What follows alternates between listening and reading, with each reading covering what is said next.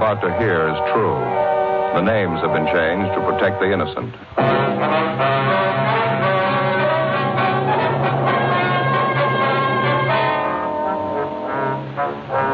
You're a detective sergeant. You're assigned to homicide detail. A small boy is reported missing from his home. His age, 9 years. Foul play is suspected. Your job? Find him.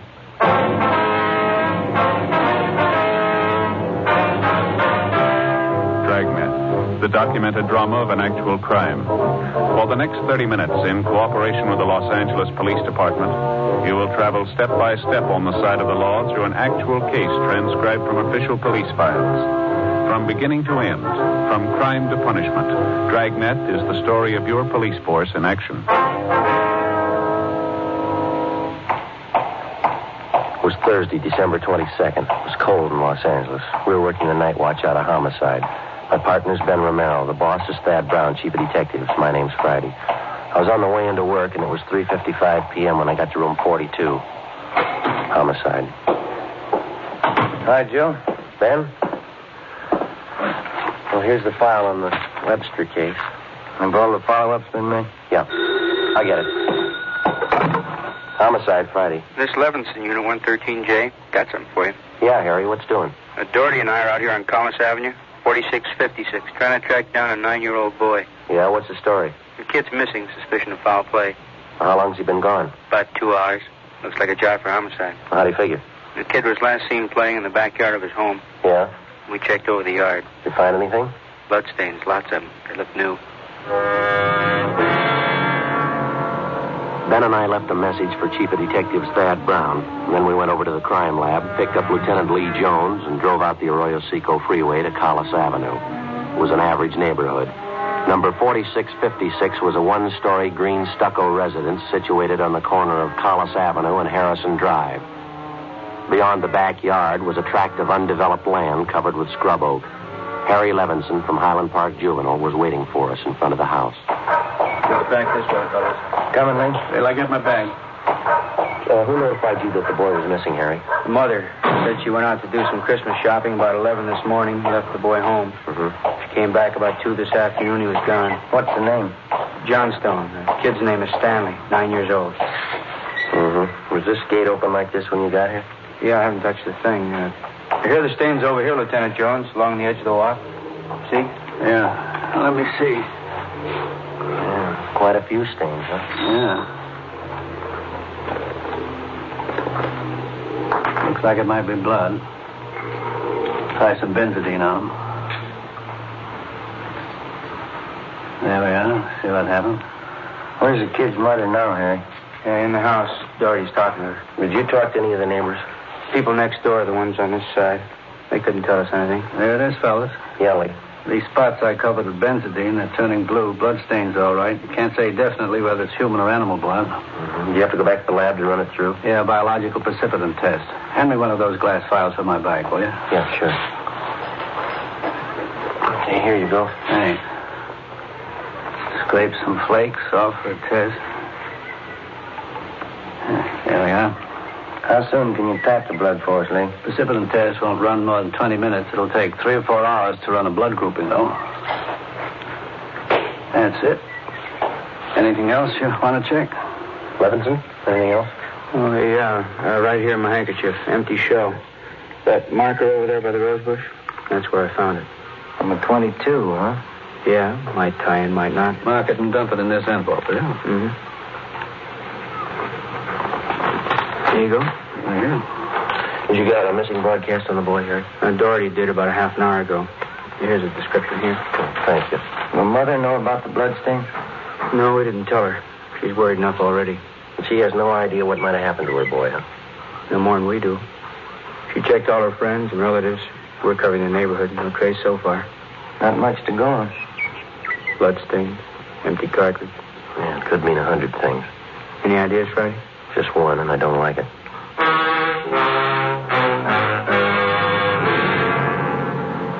4:30 p.m., Thursday, December 22nd.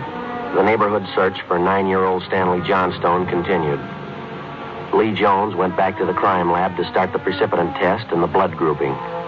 Levinson and his partner, Doherty, from Highland Juvenile, stood by. We called Chief of Detectives Thad Brown, and he ordered up a special detail to aid in the search for the missing boy.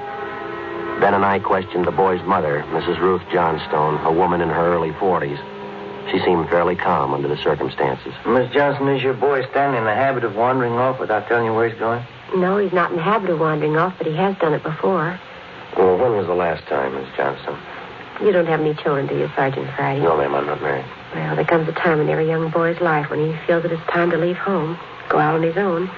Usually happens somewhere around 8 to 10. I think I know what you mean. I have a boy. Well, then you know how it is. My husband and I scolded Stanley one afternoon after school, and he was quite put out about it. Thought George and I were unfair. Packed a few of his things and left. Well, how long was he gone? Oh, no time at all, about 2 hours. I was worried about him, but my husband said to leave him alone. But every boy had to go through that stage. Mm-hmm. Well, then you think that he's run away from home again this time? Yes, I think so. He's been gone about 4 hours now, and I have a funny feeling about it. Did you and his father have some misunderstanding with the boy recently? Well, that's just it. We haven't. I don't mind telling you now that we're talking about it. I am getting worried. Well, is there any place around that he might like to visit, a hobby shop, playground, someplace he might be? Yes, there's Jensen's model shop, Little Sharon Burroughs, but I've already called there and he hasn't been seen all day. I've called all his friends and they have no idea where he is either. Well, we'd like a list of all of his friends and the places that he was known to frequent. Yes, all right, I'll give them to you. Where do you suppose he is? Where's your husband now, Miss Johnson? At work. George works for the city. He's a fireman. What house is he stationed at? Engine Company 12. He's working the A platoon. He'll be home tomorrow morning. I haven't told him Stanley's gone. Was there any chance the boy might be down at the firehouse with his father? No, he seldom goes down there anymore. No, I don't think he's there. I'm awfully worried. May I call my husband? Certainly, go right ahead.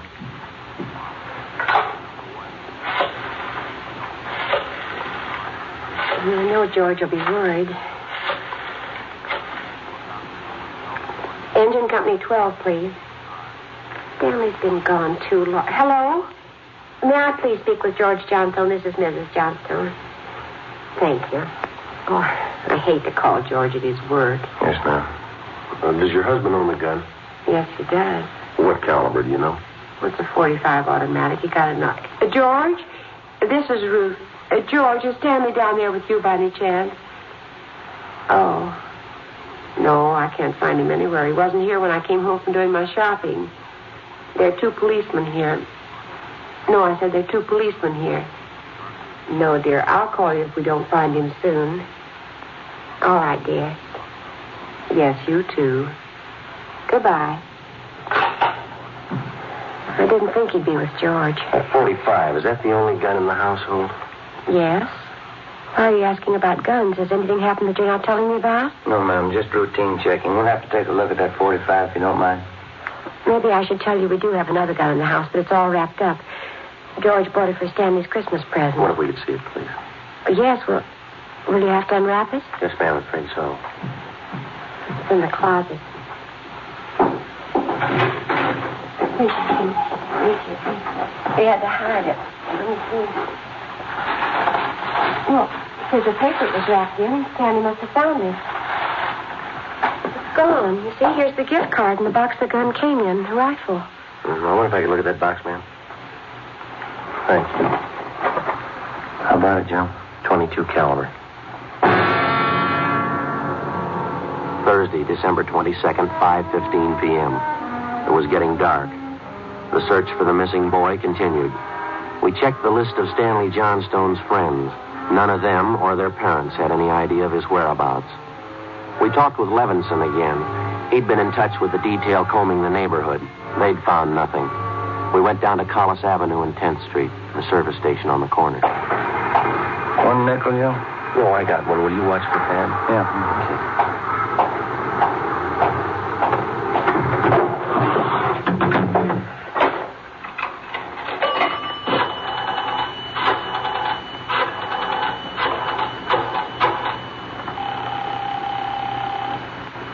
City Hall? 2667, please. 2667?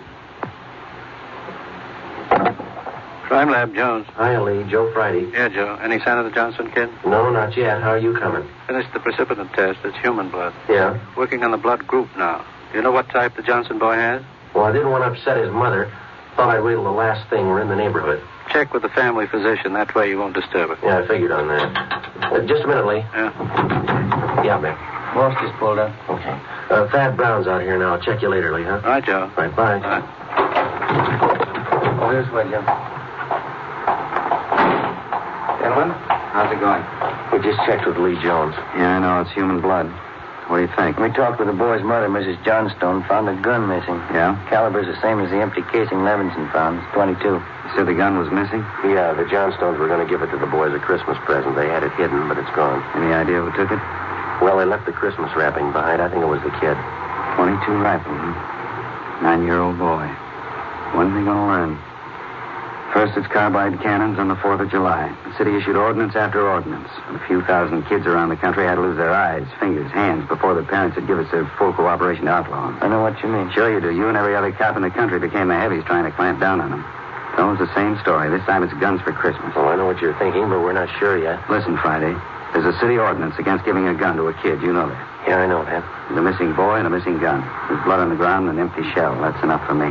Well, we're going to stay with it. Something's got to break. Yeah? I hope it's not the hearts of that kid's parents. Hi, Chief. Been looking for you, Friday. What do you got, Harry?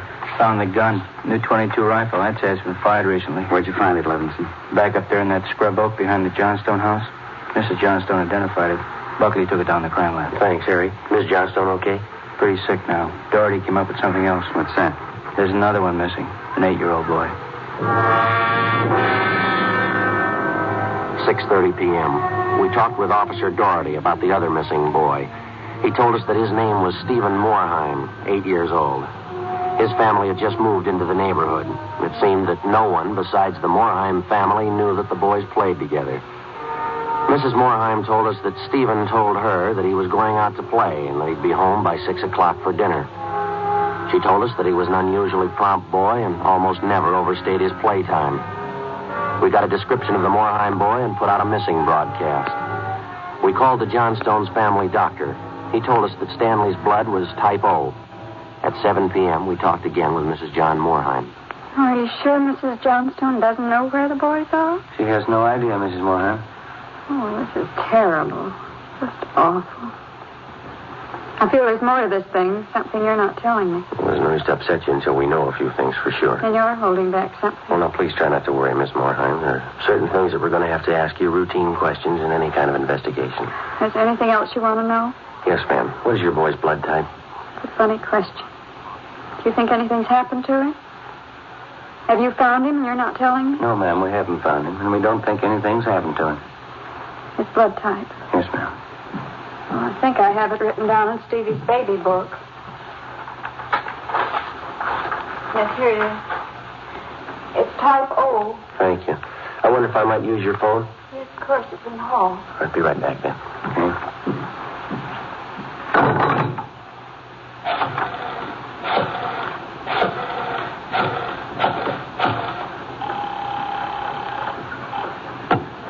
City Hall. 2667, please. 2667? Crime lab, Pinker. Hello, Ray. This is Joe Friday. Is Lee there? Just a minute, Joe. Take 2, Lee. Jones speaking. Checking back, Lee. Did you get the blood types on the 2 missing boys? Yeah, both type O. So were the stains, Joe. Type O.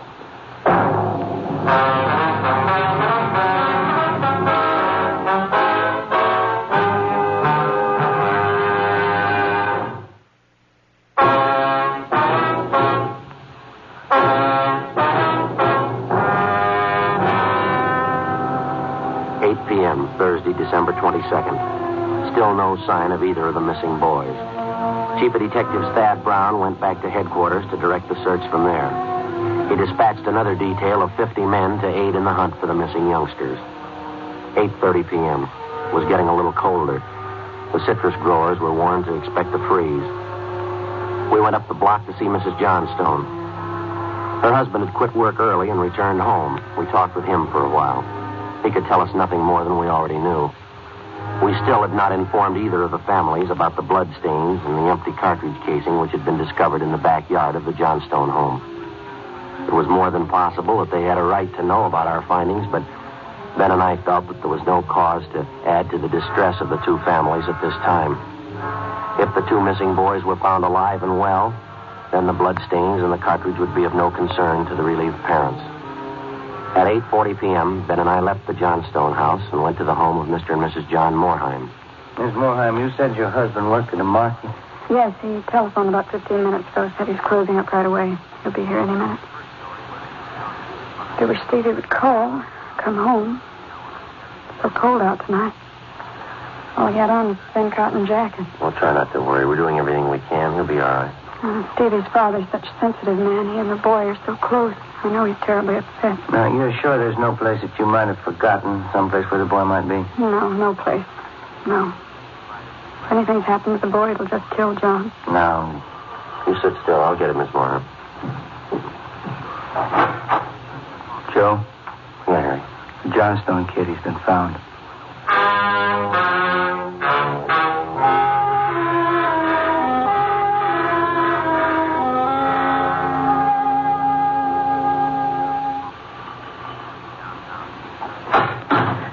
He's home, Sergeant. He's come home. Thank God he's all right. Well, where's he been? Did he tell you? No, he didn't. His clothes are all dirty and he's acting strange. I've never seen him like this. How do you mean, Miss Johnston? Well, he just came to the front door and said, "Hello, Mom." And sat down in a chair and stared at the floor. He won't talk to his father or me. Do you mind if I talk to him? No, go ahead. I asked him about the little Moorheim boy, but he wouldn't tell me a thing. Where is he now? Right over there in the living room. Looks all right. Yes. Son, this is a police officer. He wants to talk to you. Don't be afraid, dear. He only wants to ask you some questions. Son. You see, Sergeant? Stanley, look at me, son. Come on, youngster. Get your head up there. That's better. You had your mother pretty worried. You know that. You want to tell us where you've been? We should try to get him to eat a little something. You hear that, son? Want something to eat? Stanley, there's another little boy up the street who hasn't come home. You know where he is? His father and mother are worried about him, too. Just like your folks were. We're going to ask you to help us find him. I killed him. I killed Steve with the .22. We were only playing, but I killed him. How do you know you killed him? Maybe he's only hurt now, isn't that it? No, he's dead. I know he's dead. The gun went off. I forgot we put bullets in there. Where is he, Stanley? I hit him. I was scared. I didn't want anybody to find him. Where did you hide him, son? In a cave up on the hill. I didn't mean it. He was my pal. You want to show us where, Stanley? Yes, I'll show you. Please, don't send me to jail.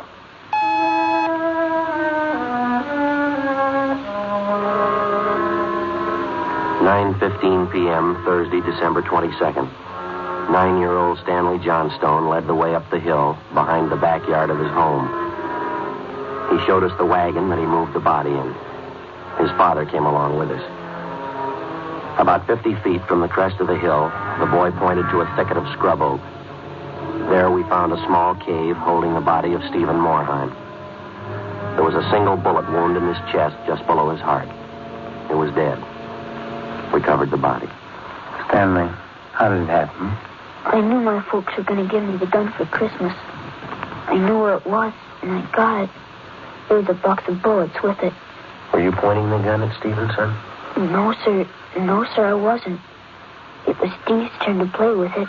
I was chasing him. He tripped over that stump there, and he fell. The gun hit him in the stomach, and it went off. Well, why do you think you killed him if you're telling us the truth? I'm telling the truth.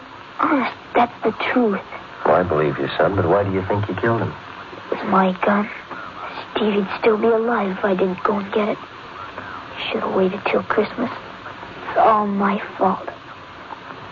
Well, where have you been all this time? In the cave with Steve.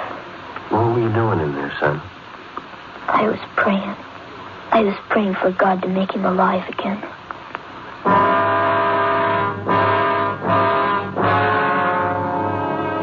After a thorough investigation, Ben and I were convinced that the shooting of Stephen Moorheim was accidental. Lieutenant Lee Jones' findings substantiated the Johnstone boy's story even to the smallest detail. We put in a call to the coroner's office, and we acquainted him with the facts. He designated a local mortuary to handle the body, pending autopsy, and granted us permission to remove the body to the Morheim home. Mrs. Morheim collapsed. The family doctor was called. Ben and I sat in the living room to wait for John Morheim, the dead boy's father. Edith? Edith? Mr. Morheim? Yeah, you the police? Yes. Well, where's Edith? Where's my wife? Has my boy come home? Have you found him? Yes, sir. Well, where is he? Steve? Stevie? Where's Steve? He's hurt, isn't he? Yes, sir, yes. Well, where is he? I want to see him. He's hurt bad, Mr. Morheim. Where is he? I want to see him. How bad? Pretty bad. He's dead. All right, if I go in. Yes, sir, if you want. Will you go with me? Sure. Don't make it any harder on yourself, Mr. Morheim. I want to see my boy.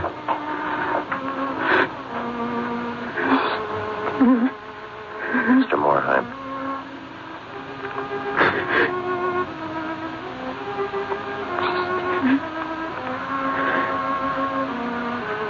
Listen to me, son. We got you a lot of nice things for Christmas. Everything you wanted. I got you the 3 new cars for the train. That one with a searchlight on it really works, son. Got you that new switch you wanted. A lot more track.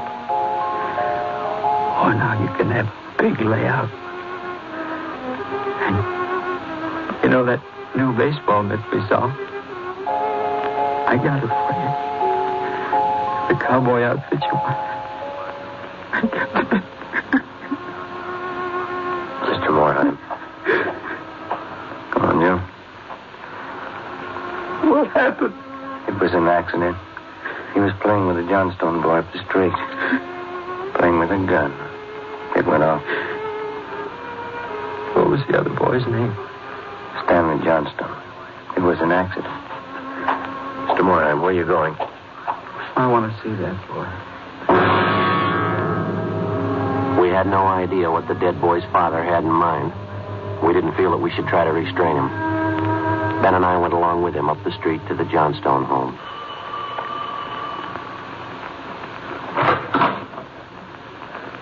I'm Stevie's father. Where's your boy? I'm sorry. We bought the rifle. We were going to tell him not to use it unless his father was with him until he learned how to treat firearms. Where's your boy? Right here. Won't you come in? It's all right, Miss Johnstone.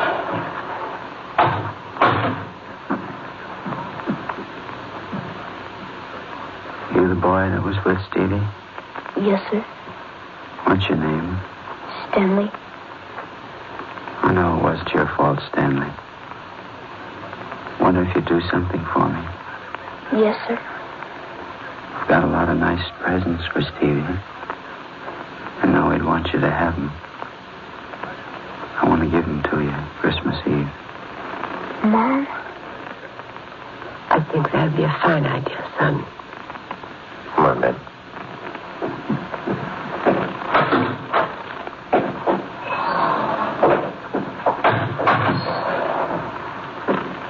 Well, what's it all prove, Joe? You don't give a kid a gun for Christmas.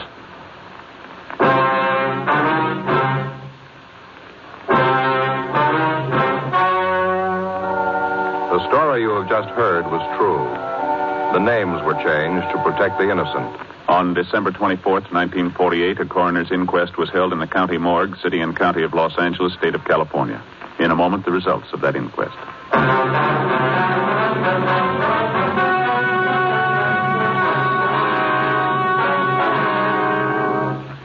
At the coroner's inquest, it was officially recorded that Stephen Morheim's death was the result of an accident. Stanley Johnstone was absolved of any legal responsibility for his friend's death.